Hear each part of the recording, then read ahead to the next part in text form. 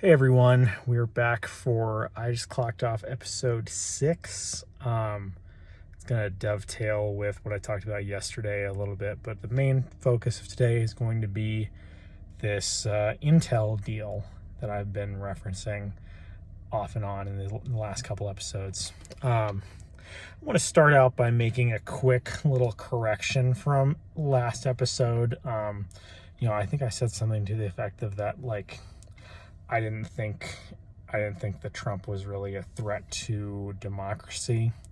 Thinking back, I thought that was a little too naive. I was thinking about it last night after I made the video, and I was like, did I just forget about January 6th? Like, that's that's a pretty big oversight. So, yeah, I mean, to be clear, I am not a Jan 6er. I'm not a stop the steal person. I thought all that was ridiculous. I thought that was really scary. His efforts to pressure state election officials into changing their results. That was definitely a threat to democracy. My point when I said that was more so just that I did not think that, I was willing to give Trump the benefit of the doubt when he got elected. Partly because I think the Democrats screwed up their campaign so badly in 2024. And because I'm like, okay, maybe, maybe the enemy of my enemy is my friend in that sense, basically. Ideologically, I'm much closer to the Democratic Party. I just think that their leadership is just beyond help. Just send them your prayers. They're a complete mess. So no, I did not think that, like, the death knell of the republic was signed when Trump was reelected.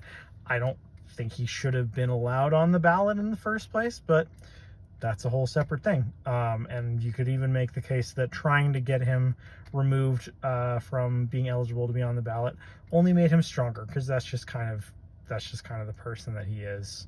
It's the kind of political figure that he is that he really thrives on grievance. So being able to reinforce that narrative that he is, that his opponents are trying to lock him out, they're trying to strong arm him, and he overcomes. I think that actually kind of made his case stronger. Same thing with him surviving the assassination attempt. But kind of, continuing along with that theme, we have another piece of news involving the government grabbing more power, and that is, of course, the government's 10% stake in Intel. The mechanics of the deal, I think, are very interesting and very Trump, in the sense that, rather than paying additional cash, the deal is essentially a restructuring of the aid that Intel would have received under the CHIPS Act, so that instead of that just being a government transfer payment, if you will, it now becomes a purchase. And so that is the price of the 10% equity stake that the U.S. government now has in Intel. I think that's very Trump in the sense that it is, it's doing away with a lot of pretense. The CHIPS Act aid was, I think, I thought it was sensible industrial policy, but it was this kind of conventional American policy, in the sense of trying to catch more flies with honey than with vinegar, basically. Trying to give incentives to private corporations to do the things that the government wants them to do without explicitly forcing it. And as is kind of typical with Trump at this point, similar to, like, the natural resources deal he's trying to strike with Ukraine, all of the trade negotiations that he's doing, it is very clear what he's getting at. It's a very clear quid pro quo, in that sense of, hey, we gave you this money, we are going to get something in return, we're going to guarantee what that is. As far as the actual kind of mechanics of the of this arrangement, I guess I should say, rather than the mechanics of the deal, it's pretty interesting to me.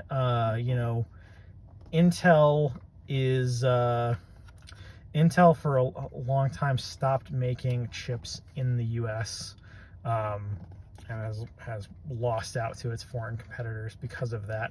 And those foreign competitors all have significant state funding, whether that's Taiwan Semiconductor or SMIC, or I'm trying to remember what the Korean company is. I can't remember it off the top of my head, but there is a Korean chip manufacturer.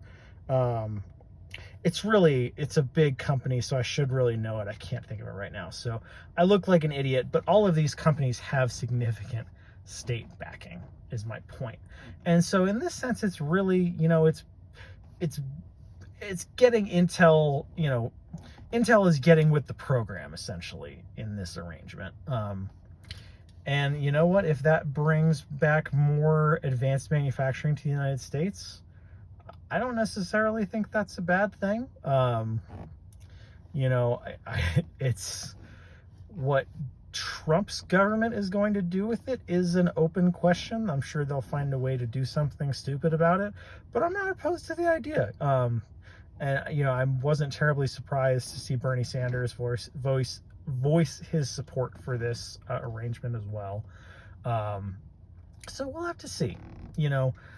It's a lot of people have said, well, there's no national security justification for this.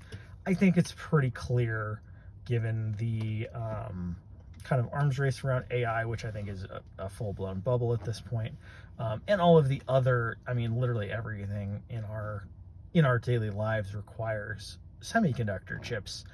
Pretty clear that it's a national security issue. If we didn't have those things, our entire society, our military, our government would all be in big trouble. So I'm not necessarily opposed to this. Like I said, proceed with caution, but I'm not, I could be convinced this is a good idea. So we'll have to see. That's all for now. I think that's going to be all the political stuff that I cover this week. I've got some NBA tier ideas that have been going through my head. Seeing previews for the NFL season, and the NFL preseason is getting going.